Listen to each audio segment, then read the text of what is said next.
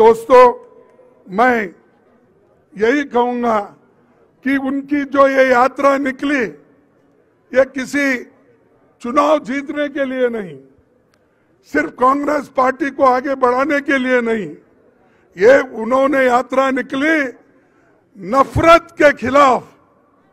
आज जो बीजेपी और आरएसएस के लोग हर जगह नफरत फैला रहे हैं, उसलिए उन्होंने ये तय किया कि नफरत के खिलाफ हम लड़ते रहेंगे, लोगों को बताते रहेंगे और हर एक से मिलने की उन्होंने कोशिश की।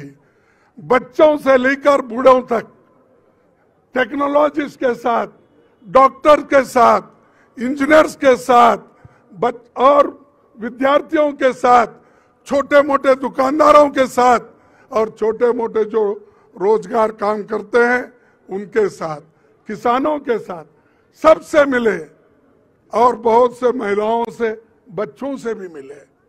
सब कुछ उन्होंने देखा और चल कर देखा, सिर्फ हवा में उड़ के नहीं देखा। जो मोदी साहब हमेशा हवा में ही उड़ते रहते हैं, आज यहाँ है, कल 8 दिन पहले मेरे कॉन्स्टिट्यूंसी में फिर रहे थे वो चुनाव को देखकर। तो वो आज राहुल गांधी जी ने एक सबूत आपको दिया कि वो कन्याकुमारी से लेकर कश्मीर तक जोड़ सकते हैं और जनता के जो मुद्दे हैं, इन्फ्लेशन हो, अनएम्प्लॉयमेंट हो, ये सारी चीजों के खिलाफ वो लड़ रहे हैं। और एक बात मैं आपको बताना चाहता हूं, मोदी जी, आरएसएस और बीजेपी के लोग इस देश में गरीब को गरीब रखना चाहते हैं और अमीर को अमीर बना रहे हैं।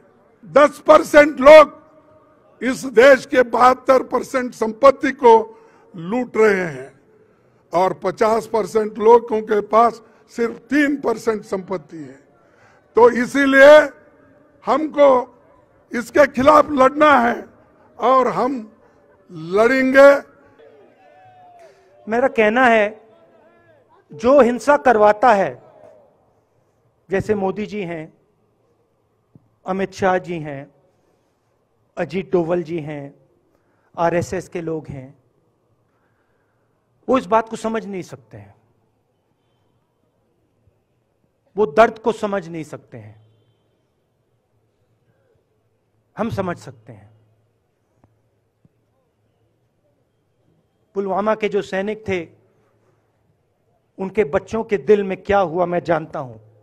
मेरे दिल में वही हुआ है जो यहां पे कश्मीर में लोग मरते हैं, उनके दिल में क्या होता है। जो फोन कॉल आता है, क्या लगता है, वो मैं समझता हूं, मेरी बहन समझती है।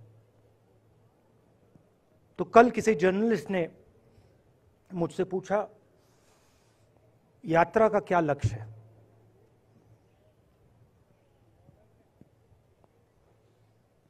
कहा कि यात्रा क्या अचीव करना चाहती है, जम्मू कश्मीर में क्या अचीव करना चाहती है। मेरे उस समय दिमाग में आया, मगर मैंने कहा नहीं बोलता हूं, कल भाषण में बोलूंगा।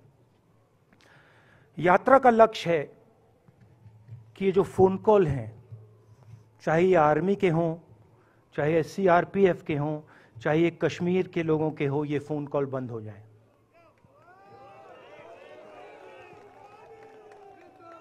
कि ये फोन कॉल किसी बच्चे को, किसी मां को, किसी बेटे को ना लेना पड़े। मेरा लक्ष्य ये जो फोन कॉल हैं, इनको बंद करने का है। अब देखिए, बीजेपी आरएसएस के लोग आक्रमण किस चीज पे कर रहे हैं। मुझे गाली देते हैं, मैं उनका धन्यवाद करता हूं, क्योंकि मैंने आपको शून्यता की बात की, शिव की बात की, उसको मैं समझता हूं। और मैं दिल से उनका धन्यवाद करता हूं कि जितना भी वो मेरे ऊपर प्रेशर डालें, जितनी भी गाली लगाएं, जो भी वो करें, उससे मैं सिर्फ सीखता हूं। तो मैं एक प्रकार से उनका धन्यवाद करता हूं। मगर जो मैंने आपको बात बोली पहले, चाहे वो कश्मीरियत है, चाहे वो वैष्णव जंतो है, चाहे वो शंकर देव जी हैं, बसवा हैं, नारायण गुरु हैं, तिरुवल्लुवर हैं जो तमिलनाडु के बड़े पोएट हैं, फूले जी हैं, और जो कश्मीरियत हैं, ये इस विचारधारा पे आक्रमण कर रहे हैं। और ये जो विचारधाराएं हैं, ये इस देश की नींव है, इस देश की फाउंडेशन है। और आपने जो किया, जो यात्रियों ने किया, हम सब ने किया, इस विचारधारा की रक्षा के लिए किया है। मैंने ये काम अपने लिए नहीं किया, मैं ऐसा काम अपने लिए कभी कर ही नहीं सकता हूं। मैंने ये काम हमारे कांग्रेसी मित्रों को ये अच्छा ना लगे, मगर मैंने ये काम कांग्रेस पार्टी के लिए भी नहीं किया है। मैंने ये काम, और हम सब ने ये काम हिंदुस्तान की जनता के लिए किया है। और हमारी कोशिश है कि जो विचारधारा इस देश की नींव को तोड़ने की कोशिश कर रही है, जो विचारधारा इस देश की नींव को तोड़ने की कोशिश कर रही है, उसके खिलाफ हम खड़े हों, मिलकर खड़े हों, नफरत से नहीं, क्योंकि वो हमारा तरीका नहीं है, मोहब्बत से खड़े हों। मैं जानता हूं कि अगर हम मोहब्बत से खड़े होंगे, प्यार से बात रखेंगे, तो हमें सफलता मिलेगी। और उनकी जो विचारधारा है, उसको हम सिर्फ हराएंगे नहीं, मगर उस विचारधारा को हम उनके दिलों से निकाल देंगे।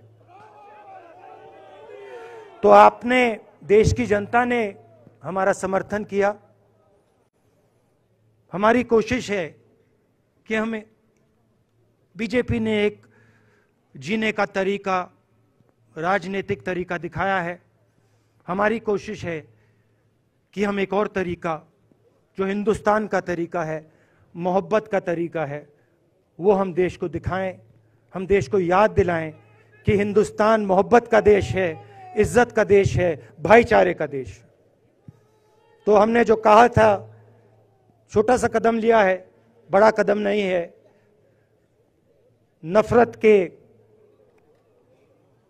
बाजार में मोहब्बत की दुकान खोलने की कोशिश की। धन्यवाद। जय हिंद।